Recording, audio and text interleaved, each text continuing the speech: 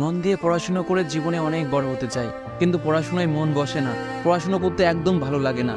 মন বারবার মোবাইলের দিকে চলে যায়। নিজেকে বোঝাই, মোটিভেট করি, মোটিভেশন ভিডিওও দেখি, কিন্তু মোটিভেশনের প্রভাব 10 মিনিটের বেশি থাকে না।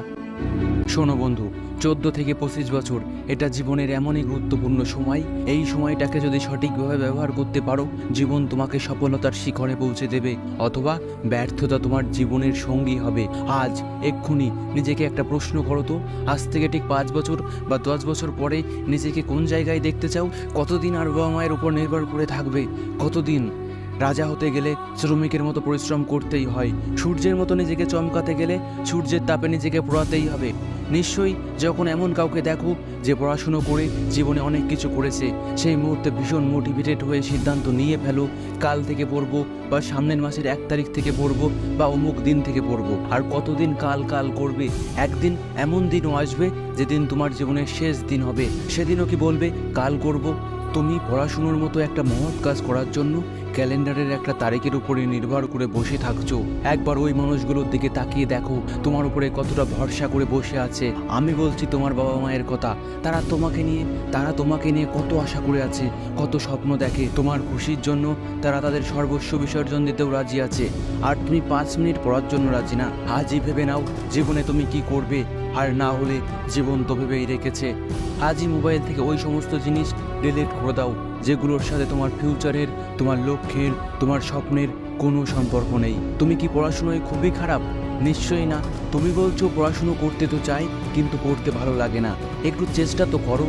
তুমি যদি 2 মিনিট মন দিয়ে পড়তে পারো, তাহলে 20 মিনিট পারবে, আর 20 মিনিট পারলে 2 ঘন্টাও পারবে। তুমি একবার চেষ্টা তো করে দেখো। তুমি একবার চেষ্টা করে ব্যর্থ হলে আবারও চেষ্টা করো, আবারও ব্যর্থ হলে আবারও চেষ্টা করো। চেষ্টা করতেই থাকো। যতবার ব্যর্থ হবে ততবার চেষ্টা করো।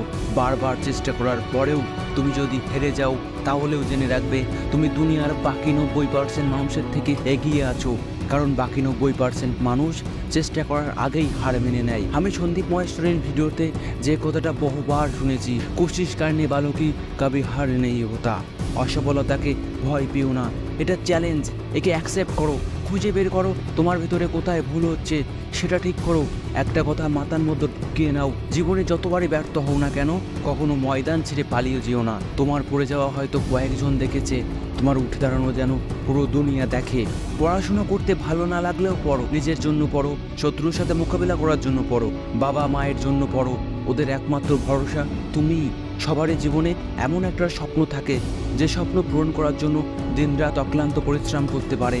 আমি জানি না তোমার জীবনে কোনো স্বপ্ন আছে কিনা, কিন্তু আমি এটা জানি, লক্ষ লক্ষ ভিডিওর মধ্য থেকে তুমি যদি এই ভিডিওটা দেখছো, তাহলে তোমার মধ্যে অবশ্যই কিছু স্পেশাল গুণ আছে। তোমার ভিতরে নিশ্চয়ই এমন কোনো আগুন আছে যেটা ভবিষ্যতে জ্বালামুখী হতে পারে। বিশ্বাস না হলেও আমার কথাগুলো মন দিয়ে শোনো। বিশ্বাস না হলেও আমার কথাগুলো সত্যি বলে মেনে নাও। যদি তুমি সত্যি বলে মেনে নাও, তাহলে তোমাকে জীবনে সফল হওয়া থেকে কেউ আটকাতে পারবে না। আমি জানি না তুমি কে, আমার এই ভিডিও দেখছো, কিন্তু এটা জানি তুমি জীবনে সফলতার শিখরে পৌঁছবে। তোমার প্রতিটা স্বপ্ন পূরণ হবে। তাই আর সময় নষ্ট না করে আজ থেকেই পড়ো। 5 মিনিট পড়ো, 10 মিনিট পড়ো, কিন্তু অবশ্যই পড়ো।